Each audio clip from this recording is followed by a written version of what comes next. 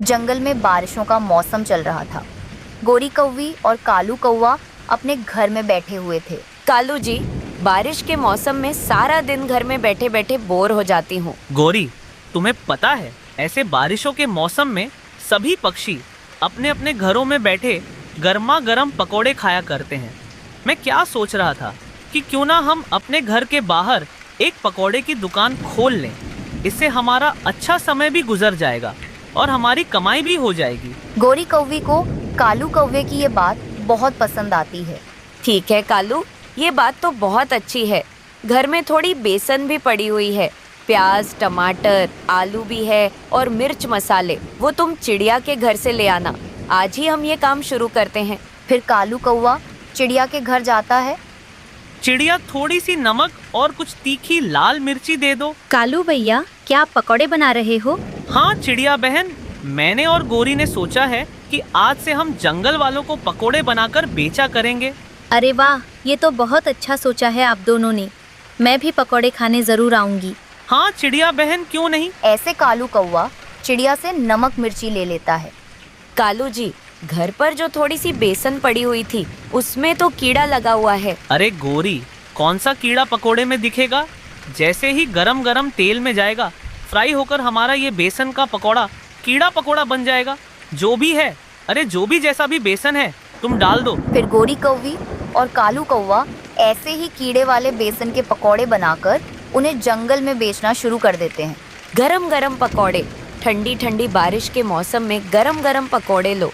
ऐसे स्वादिष्ट पकोड़े ऐसी ठंड भरी मौसम में तुम्हें और कहीं नहीं मिलेगी। गर्मा गर्म पकोड़े। गोरी कौवी की आवाज़ सुनकर बुलबुल वहां आती है। अच्छा किया आप दोनों ने कि इस बारिश के मौसम में आप लोगों ने गर्मा गर्म पकौड़े बेचना शुरू कर दिया। गोरी, मुझे एक प्लेट पकौड़े तो दो। हाँ बुलबुल, मेरे पकोड़े बहुत स्वादिष्ट हैं। मेरे पकोड़े जो एक बार खाएगा वो बार बार आएगा। फिर बुलबुल एक प्लेट पकौड़े लेकर खाने लगती है और पूरा पकौड़े खाने के बाद वहाँ से चली जाती है। थोड़ी देर बाद मिट्टू तोता भी गौरी के पास पकौड़े खाने आता है और एक प्लेट पकौड़े खाने के बाद गौरी से कहता है, अरे वाह वाह गौरी, तुमने तो ये पकोड़े बहुत स्वादिष्ट बनाए हैं। वाह वाह, ये पकोड़े तो बहुत स्वादिष्ट थे। हाँ, ये पकोड़े कैसे नहीं स्वादिष्ट होते। इनमें कीड़े जो मिले हुए हैं। आहिस्ता बोलो गौरी, आहिस्ता। अगर किसी ने सुन लिया तो मुसीबत हो जाएगी। घर जाते ही बुलबुल के पेट में बहुत तेज दर्द शुरू हो जाता है। ना जाने उन दुष्ट कौवों ने पकोड़े में क्या मिलाया हुआ है। खाते ही पेट में दर्द शुरू हो गया। दूसरी तरफ मिट्टू तोता भी दर्द से मर रहा था। बचाओ मुझे, मुझे बचाओ। मिट्टू तोते की रोने की आवाज़ सुनकर पड़ोसन रीमा चिड़िया अपने घर से बाहर निकलती है और मिट्टू तोते के घर पर जाती है। क्या हुआ मिट्टू, क्या हुआ? तुम क्यों रो रहे हो? मैंने जब से उन कौवों से पकोड़े लेकर खाए हैं तब से मेरे पेट में बहुत दर्द हो रहा है। चिड़िया, मुझे बचा लो। उसी समय बुलबुल भी रोती हुई वहाँ आ जाती है। चिड़िया, जब से मैंने उन कौवों से पकोड़े लेकर खाए हैं तब से मेरे पेट में दर्द शुरू हो गया है। इतना दर्द हो रहा है कि अब लगता है मेरा पेट फट जाएगा। चिड़िया, मुझे बचा लो। अच्छा, तुम दोनों यहीं रुको, मैं अभी आती हूँ। और फिर रीमा चिड़िया अपने घर जाकर उन दोनों के लिए काढ़ा बनाती है। जैसे ही वे दोनों नींबू वाले काढ़ा पीते हैं, कुछ देर में ही उनका दर्द ठीक हो जाता है। चिड़िया, हमें उन कौवों को ऐसा करने से रोकना होगा, वरना जंगल के सारे पक्षी धीरे धीरे करके बीमार हो जाएंगे। अच्छा रुको, मैं जाकर देखती हूँ कि वो ऐसा क्या कर रहे हैं कि उनके पकोड़े खाते ही तुम दोनों के पेट में दर्द शुरू हो गया। और फिर रीमा चिड़िया कौवों के ठेले के पास छिपकर बैठ जाती है। गौरी, प्याज सड़ चुके हैं। हाँ तो क्या हुआ, वे सड़े हुए प्याज ऐसे ही काट कर मिला दो। मुझे भी तो फिर कीड़े वाले बेसन ही मिलाने हैं। तो ये बात है, ये कौवे इतनी गंदी गंदी चीज़ों से पकोड़े बनाकर हमें बेच रहे हैं। मुझे जल्दी से सब पक्षियों के पास जाकर ये सब बताना होगा। फिर चिड़िया अपने घर वापस जाती है और छाता लेकर पूरे जंगल वालों को ये बात बताती है कि कैसे कौवे उन्हें गंदे गंदे कीड़े वाले पकौड़े खिला रहे हैं। ये सुनकर जंगल के पक्षी गुस्से में आ जाते हैं। कालू, क्या बात है, अभी तक कोई ग्राहक नहीं आया? अरे गोरी, आएंगे, जरूर आएंगे।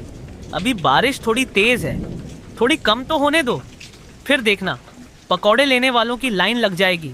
आ गए, आ गए कालू जी। वो देखो, सभी पक्षी एक साथ ही आ रहे हैं हमारे स्वादिष्ट पकौड़े खाने। फिर वे सभी पक्षी कालू और गौरी के ठेले के पास आ जाते हैं। इन बदमाशों को भगाओ यहाँ से, सब मिलकर मारो इन्हें। सभी पक्षी मिलकर उन कौवों की खूब पिटाई करते हैं और पीट पीट कर उन्हें अपने जंगल से भगा देते हैं और उनके खराब पकोड़ों का ठेला तोड़ देते हैं। अब क्या होगा टुन्नू जी? हमारे पास तो खाने के लिए ना ढंग से भोजन है और ना ही रहने के लिए घर है। हम क्या करेंगे? रीमा, मैं क्या करूं? मैं सारा सारा दिन तो मेहनत करता हूं, मेरे पास कुछ भी नहीं है, कोई मुझे मजदूरी भी नहीं देते हैं। अब मैं क्या करूं? देखो टुन्नू जी, मुझे आपसे तो कोई शिकायत नहीं है, लेकिन हाँ, जब थोड़े से मेरे हालात बिगड़ते हैं तो मैं थोड़ी बहुत शिकायत कर लेती हूँ, लेकिन मेरी शिकायत का बुरा मत मानिएगा।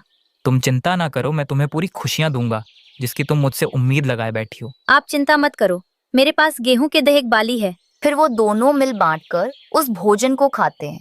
टुन्नू फिर से भोजन की खोज में जाता है। वो हर जगह भोजन ढूंढता है, लेकिन उसे कहीं भी भोजन नहीं मिलता। तब वो किसान की बस्ती की तरफ जाता है तो उसे एक खेत में मकई के भुट्टे दिख जाते हैं, लेकिन वहाँ किसान था।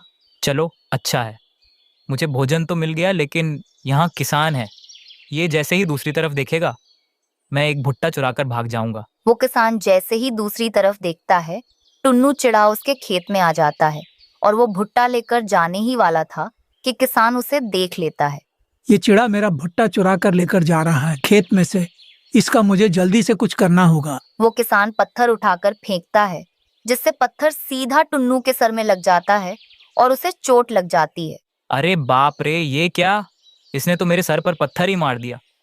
अब तो मुझे जल्दी से यहाँ से भाग जाना होगा। वो टुन्नू उदास होकर नदी पर जाकर बैठ जाता है। मैं क्या करूं? कैसे रीमा की ख्वाहिशों को पूरा करूं?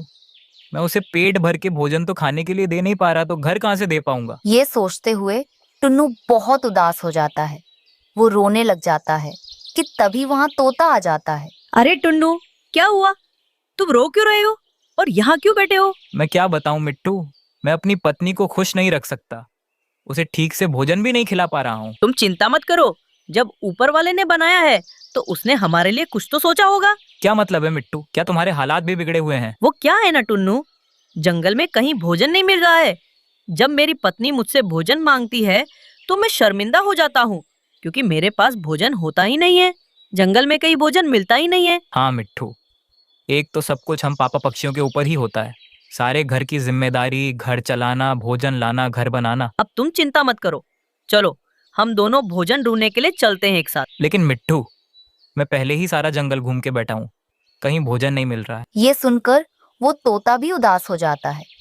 फिर शाम के समय वो दोनों एक साथ अपने अपने घर चले जाते हैं। जब टुन्नू घर आ जाता है तो उसकी पत्नी रीमा उससे कहती है, ये क्या? मैं कब से आपका इंतजार कर रही थी और आप तो आज भी भोजन लेकर नहीं आए हो। मैं कब से भूखी बैठी हूँ। रीमा, अब मैं क्या करूं? तुम मुझ पर क्यों गुस्सा कर रही हो? मैंने तो सब जगह भोजन ढूंढा, लेकिन कहीं भोजन नहीं मिला, तो मैं क्या कर सकता हूँ? मैं आप पर गुस्सा नहीं कर रही, लेकिन आप कुछ तो सोचो। मैं सारा दिन आपका ही इंतजार करती हूँ कि आप कब भोजन लेकर आओगे। हाँ तो नदी में पानी है ना, वो पी लो, क्योंकि जंगल में बहुत खतरनाक वाला सूखा पड़ गया है। देखो टुन्नू जी, चाहे जंगल में सूखा हो या फिर हरियाली, हमारे घर में ना भोजन है और ना कभी हो पाएगा, और ना हमारे पास घर है और ना कभी हमारा घर बन पाएगा। रीमा चिड़िया ऐसे बोलकर सो जाती है। काफी रात हो जाती है, लेकिन टुन्नू नहीं सोता।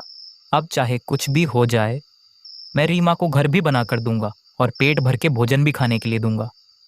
जो रीमा से मैंने शादी से पहले वादे किए थे, वो सब पूरे करूंगा। सुबह हो जाती है। सुबह टुन्नू बिना बताए घर से निकल जाता है।